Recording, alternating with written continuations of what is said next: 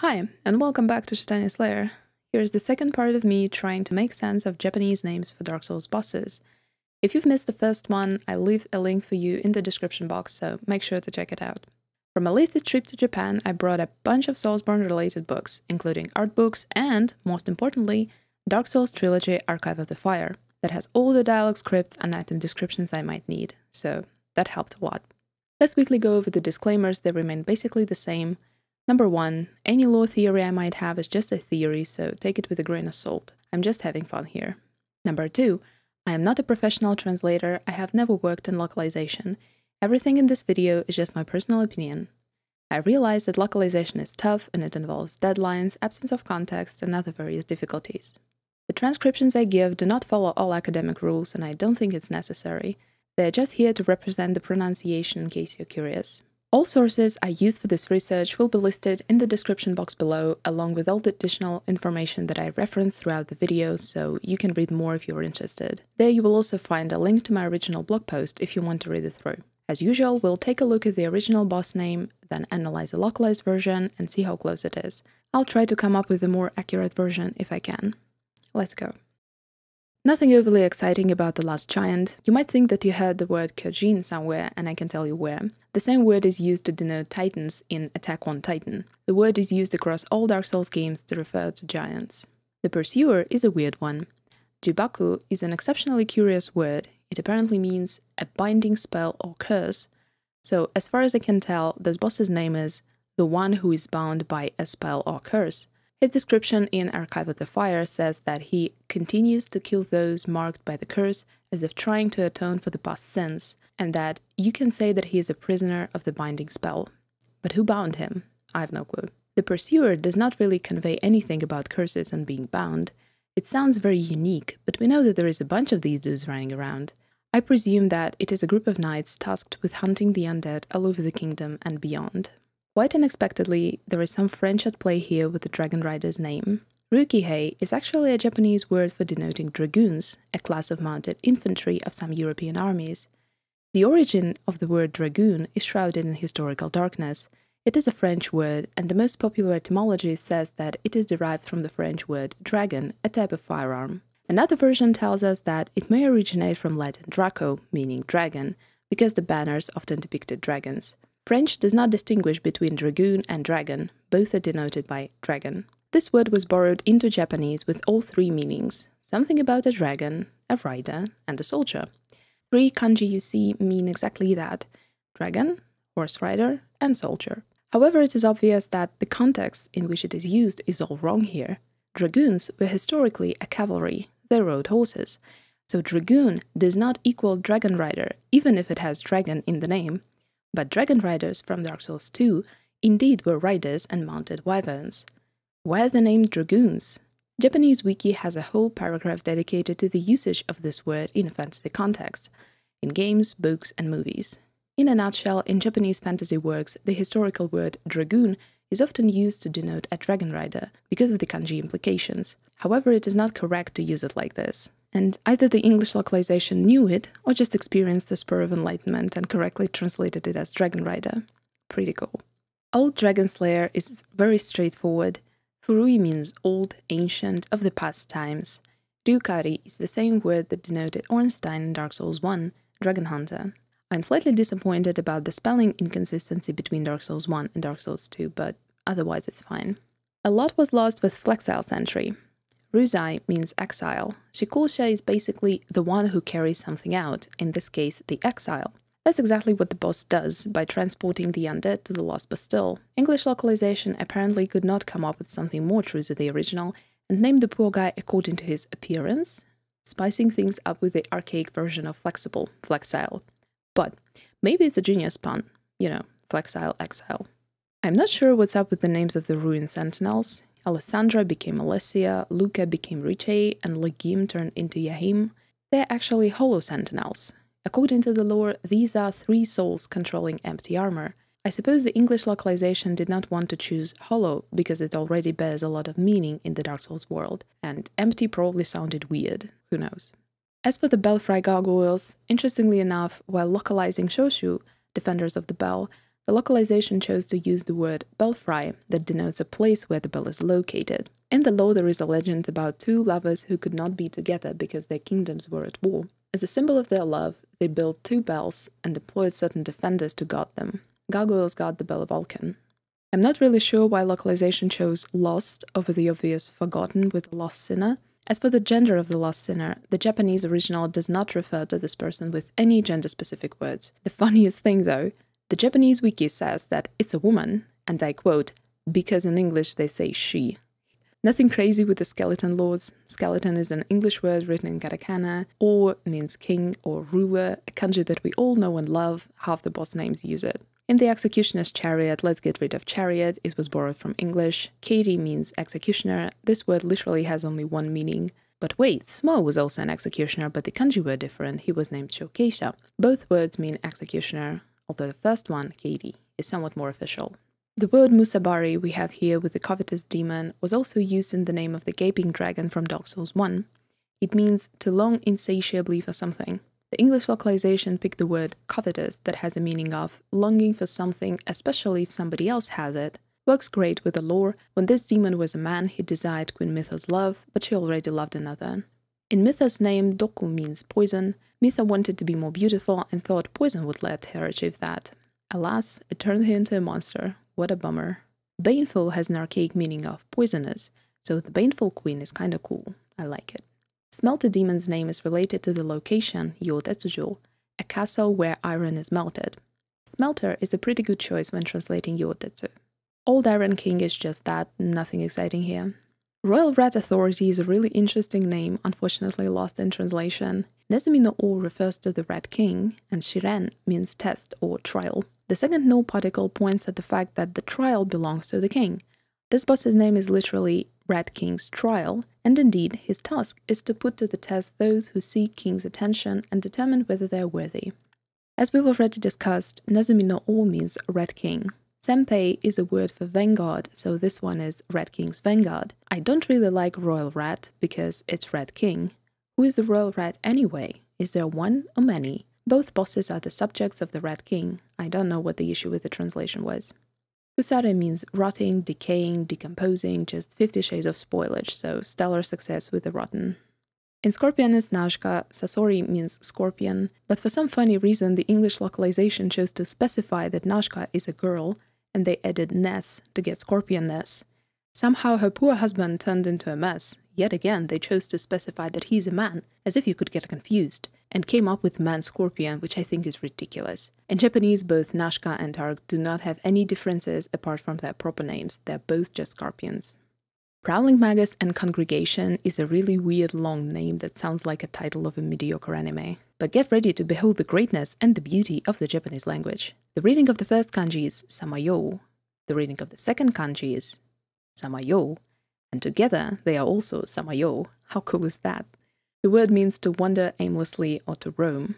Jutsushi is a weird one. There is the word Majutsushi that means magician, and Jutsushi is almost that, except the first kanji about magic is nowhere to be seen, and the last one is changed from expert to scholar with the same reading. The only dictionary entry I was able to dig up told me that this word is used in the Japanese name for the Book of the Sacred Magic of Abramelin the Mage, where the mage is Jutsushi. Prowling is kind of an odd choice. Wandering would have been better, I think. Maybe the whole name is a reference to Abraham, who traveled to Egypt to learn magic from Abramelin the Mage, like this Magus was learning things from Aldia, but if it is indeed a reference, I wonder how many people got it. In Duke's Dear Freya, Ko can be used to denote various aristocracies, so Duke is fine. This word is here just to show you that the spider belongs to Duke's Eldora. Freja somehow turned into Freya. Maybe someone was reading katakana too fast and skipped a syllable. I have no explanation for this. It should be just Duke's Freya, but apparently it sounded dull and they added dear. A debatable decision since the original does not have anything else except for the two aforementioned words, but I'm way more upset about Freya situation. Looking Glass Knight is actually just Mirror Knight. Kagami means mirror, Kishi is the word for knight, the same word was used for Artorias and the four knights of Gwyn in Dark Souls 1. He wears reflective armor and his shield is practically a mirror. According to the lore, some people believe that his shield is a portal to another world. That's probably why it was translated as Looking Glass. Darklurker is very straightforward, Yami means darkness, and Hisomi is derived from Hisomu, to be hidden. He is indeed lurking in the remains of the abyss. Success. Demon of Song is a little tricky. Utao means to sing. However, the more frequently used kanji for the verb to sing is this one, with the same reading. The one we have here is used when describing religious singing or the singing of epic ballads. It's quite logical because the demon learned to imitate the songs of Milfanito, who sang to ease the pain of the undead. These songs must have been special. I'd say this boss is more singing demon than demon of song, otherwise you might think that the song is somehow demonic, but it's really just about the demon who learned to sing. Veldtadt's nickname, or Tate, literally means King's Shield. I love the Royal Aegis translation, it's awesome, and I really like the word Aegis. I encountered it first over a decade ago while playing Dungeon Siege 2, and it puzzled me greatly for a while because the Russian localization was really messed up and inconsistent. The word Aegis was borrowed into English from Greek, where it was used in classical poetry and art to denote a kind of shield or cover of Athena's, made possibly from Gorgon's skin. Later, it changed to describe any kind of god's armor, not only shields, and then gradually shifted to surpass the god-related meanings, preserving, however, its elevated tone. Oh, what a shock! Vendrick is actually Venguard. His real name sounds really close to Veldtadt, possibly because it's a naming pattern in Drangleic. I can think of only one reason why the localization chose to change the name. Probably they were afraid that players would confuse him with Veldtadt. I think that people would be fine though. Nothing special about Guardian Dragon, it's just that. Ancient Dragon's name seems to be simple. Furui means old, ancient, and Ru means dragon, so nothing to discuss. But if he was Ancient Dragon, he would be written similarly to Old Dragonslayer, Furui Ru. However, we can see that the kanji for old does not have a typical adjective inflection, but has a no particle. In rare cases, Furui kanji takes the reading Initiate and acts like a noun. Initiate means antiquity, ancient times. It is Dragon of the Ancient Times, not the same as Ancient Dragon. Nashandra and Shelkwa heavily imply that this Ancient Dragon is not a real one. It is partly proved by the fact that upon death he drops a soul of a giant and not a soul of a dragon. We know that Aldia wanted to find a way to create an ancient dragon, and he experimented a lot with giant souls. Archive of the Fire says it very clearly when describing this dragon, a creature that takes the form of an ancient dragon. Giant Lord is nothing special, just giant plus king. King of the Giants might have been better though. Nothing too fancy about Throne Watcher and Throne Defender. Gokuza means throne, literally a precious seed, possibly round in shape. One of them is a Watcher and the other one is a Defender, so nothing to write home about. Nashandra is actually Du Nashandra. I don't know why the localization decided to cut the first syllable. Does Nashandra sound more epic? Aldia is probably the most mysterious character when it comes to his name. Genzai means first sin, the religious term. Tankyusha is more investigator or researcher than scholar, but more importantly, he has a very unique name, unlike anything we've seen in the Dark Souls universe. It probably should have been Undeal or something, however it was turned into Aldia, which is way easier to comprehend. The name sounds like something Arabic, probably another reference that I'm unable to grasp because I'm too uneducated for these games. And Aldia concludes the main game, but we have a bunch of DLCs to go through, so get ready. Elana's nickname is kinda nuanced. Kagare conveys some sort of uncleanliness, impurity, defilement and such, even corruption. I'm not sure Squalid is a good choice here. As far as I know, Squalid has the meaning of filthiness from neglect or poverty, and it's not often used when describing people. Elana the Defiled would have been better in my opinion. Her name is more likely to be Elena than Elana. Elana would look like this. Sin's name can also be translated as the Dormant Dragon, but I have nothing against Slumbering. The original uses a proper kanji for dragon, like in the names of Seath and Calamite. I will always make a remark about the dragon word because I'm still trying to understand if there is a pattern between the type of dragon and the word that denotes the dragon.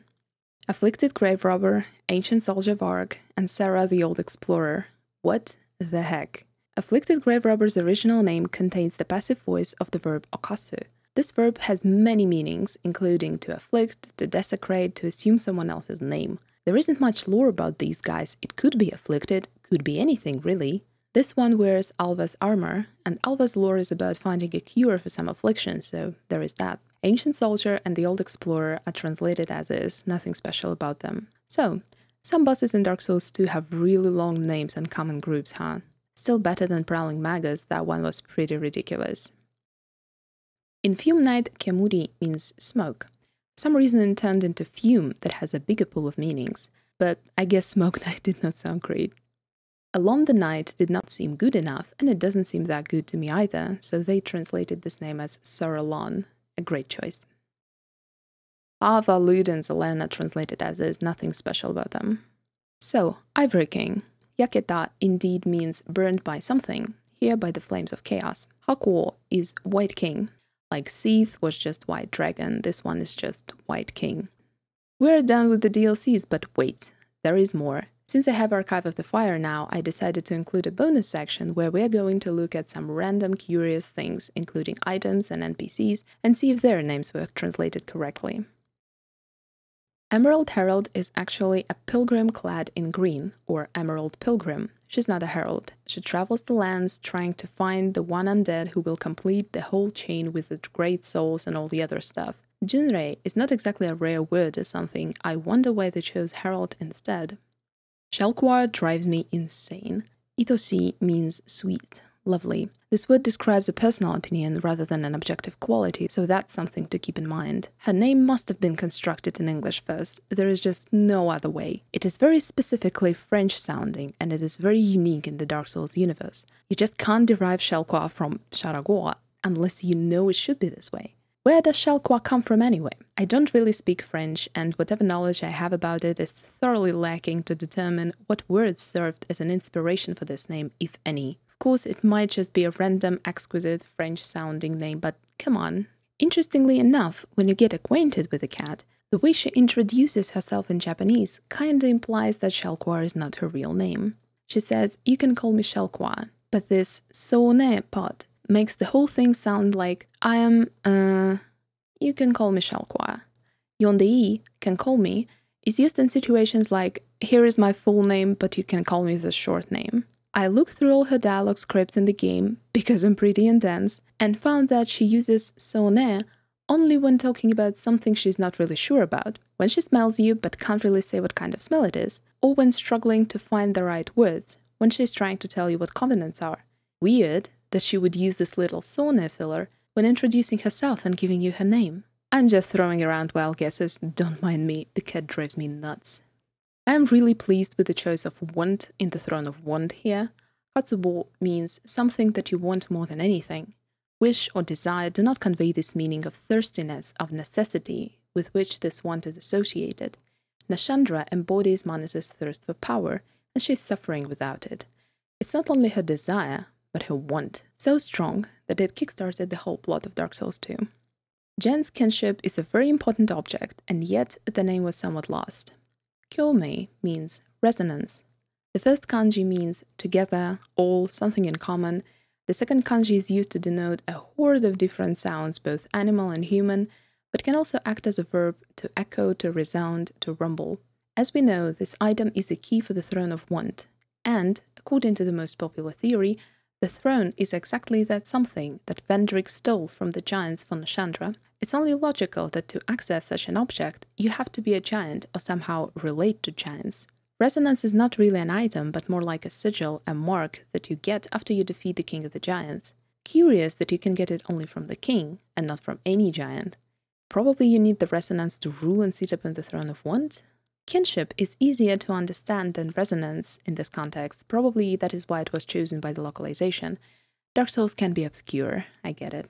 Many people who are studying Japanese in Dark Souls translate Kyojin no Kyomei as resonance with the giants, but I never really bought it because of the possessive particle no. Resonance with the giants sounds like you looted the corpse of the king and suddenly started resonating with the giants. Why would the thing even drop from the king? He doesn't need to resonate with anybody, he's already a giant. I think that this not really an item points at the resonance the giants have with one another, at their bond and unity as a nation. That is why the king has it. That is why it opens up the path to the throne. All in all, it's pretty hard to wrap your head around it, but that's my opinion as of now anyway. And we are done with Dark Souls 2. Let's see what was great. Number 1. Good choice of words with nuanced names like Covetous Demon, Royal Aegis, Throne of Want. Number 2. Dragonrider and not Dragoon. Thank you. Number 3. overall percentage of precise translation is really high.